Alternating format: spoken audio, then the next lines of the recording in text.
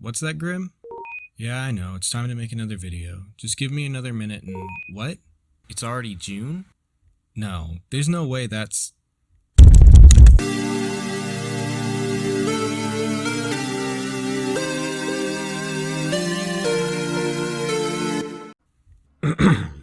Hello again, everyone, and welcome back to GRIMM, Digital Folklore, where we look at the origins and inspirations for some of your favorite games.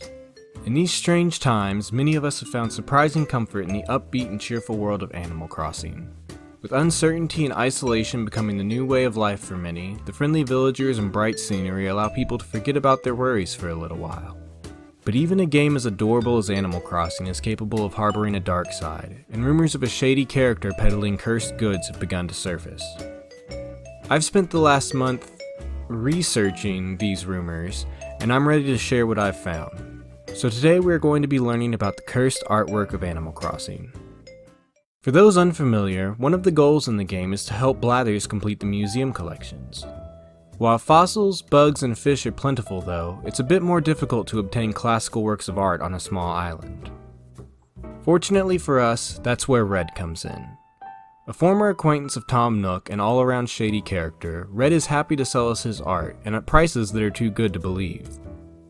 Even before we get the chance to see what he has to offer though, Jolly Red gives us plenty of reason to be suspicious of him.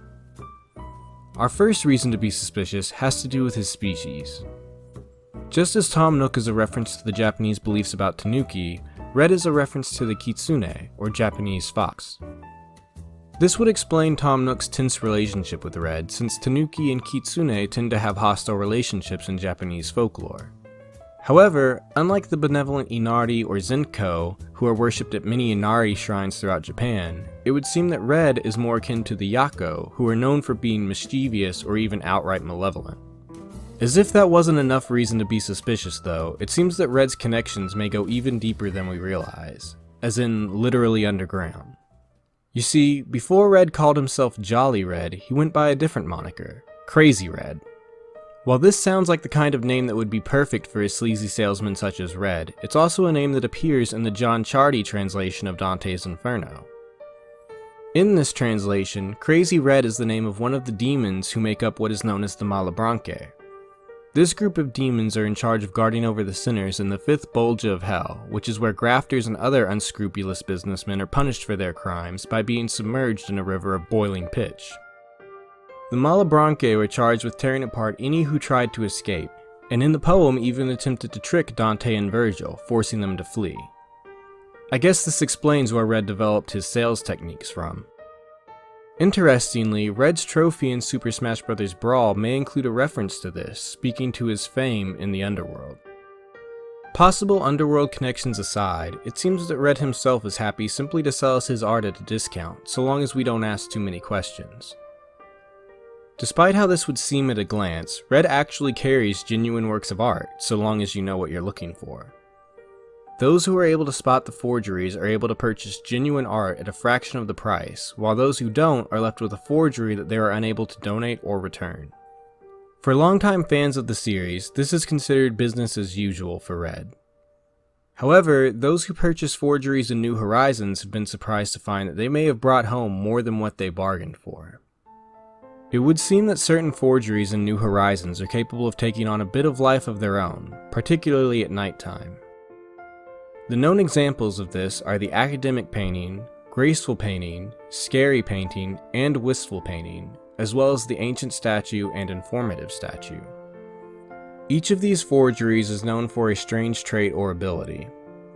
The academic painting has an unknown key attached to the back of it. The graceful painting has a strange humanoid figure on the back that seems to be stained onto it, as well as changes directions at times. The scary painting smiles at night. The wistful painting opens and closes her eyes, as well as looks at the screen from time to time. The ancient statue levitates, and the informative statue glows with a blue hue at night. While other cursed forgeries may exist, at the time these are the most well-known examples. But the question remains, where did this cursed art come from, and why? Well, we may not know their origins, but it would seem that some of the cursed art may be references to theories behind the art itself. For instance, the key hidden on the academic painting may be a reference to the Da Vinci Code and the idea that Da Vinci would hide clues in his art. Meanwhile, the ancient statue and informative statue both seem to reference their supposed alien origins. The Dogu statues of Japan have been theorized by some to resemble figures of ancient space travelers or aliens. This ancient alien theory is also commonly attributed to ancient Egypt as well, perhaps explaining the strange glow of the false Rosetta Stone. That said, some of the cursed artwork doesn't really have an explanation as far as I can tell, but if you happen to have any ideas, please be sure to share them in the comments below. Overall though, while its inclusion in the game is certainly surprising, the idea of cursed artworks definitely aren't a new thing. In fact, at least one other piece of art that Red sells is rumored to be cursed in a similar fashion. The warrior statue is a piece of art that is clearly designed after the terracotta warriors of China.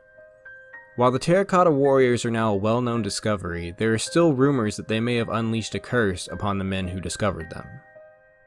Originally discovered by 7 farmers who were digging a well for their village, the discovery of the terracotta warriors led to the upheaval and destruction of much of their village to make room for excavation efforts. The men who made the discovery then received almost no reward or recognition for it, despite the wealth that it brought to the local officials. In fact, of the 7 original men who discovered the site, 2 died uninsured because of disease, while a third took his own life to avoid a similar fate and burdening his family. Now, many of the others make a living signing autographs in the gift shop for less pay than the workers manning the cash registers.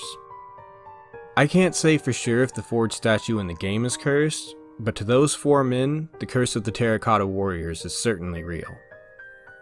The terracotta warriors aren't the only cursed artworks in the world though, and some are said to be much more malicious.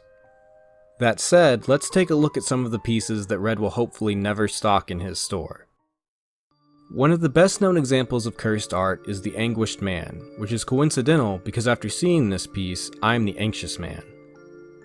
While the artist's name is said to be unknown, every account agrees that the artist mixed their own blood with the paint to create this terrifying piece before ultimately taking their own life once it was finished. The current owners claim that the canvas whispers and cries at night, while also seeing strange shadowy figures at times, which is foreboding. Another well-known piece of cursed artwork is titled Man Proposes, God Disposes. This piece, which proposes a grisly end to the lost expedition of Sir John Franklin and is housed at Royal Holloway, University of London, is covered every exam season with a flag. The reason for this ritual claims that a student once committed suicide after staring at the painting for too long, only leaving behind a note in their own blood claiming that the polar bears made me do it. Grisly rumors aside, however, the truth behind the ritual seems to be simply that students who take an exam next to the painting will fail unless it is covered up, which I'm sure some of them consider a fate worse than death. Surprisingly, there are more than a few examples of cursed art like this in the world that are linked to a number of fatal or gruesome accidents. For instance, the Crying Boy series of paintings are supposedly linked with a number of houses burning down in England, with the paintings being found in the ashes, untouched by flame. Another piece, The Hands Resist Him, is said to have figures that move within the painting, and is supposedly connected to the death of the gallery owner that housed it, as well as the first art critic that reviewed it. The statue Blue Mustang, known to many as Blucifer, is said to be cursed after the original artist was killed in his workshop when part of the statue crushed him, and is the focus of many conspiracy theories, with some even claiming that it will be used as a steed by one of the 4 horsemen during the apocalypse. Fortunately though, not every cursed painting is outright malicious. A painting of Bernardo de Galvez in Hotel Galvez that is said to make guests uneasy is actually known for a different unique quirk. One can only take a clear picture of it if they ask the painting for permission to take its picture first. Less of a curse and more of a lesson in manners if you ask me. Whether these pieces are truly malicious or just misunderstood, it would seem that there will always be some work of art that is said to possess supernatural powers. While there will always be debate over whether these real pieces of art are truly cursed or just misrepresented, there certainly is no doubt that the forgeries in New Horizons are capable of some truly extraordinary things. So the next time you're buying art from Red, make sure to remember these words. Buyer beware, and all sales are final. If you enjoyed this video or know of some other Animal Crossing rumors you would like investigated, please make sure to comment below as well as subscribe so you can catch every one of my videos. GRIMM and I would like to thank you all for watching, as well as encourage everyone to stay safe during this trying time, and we will see you all next time. Until then, fellow folklorists.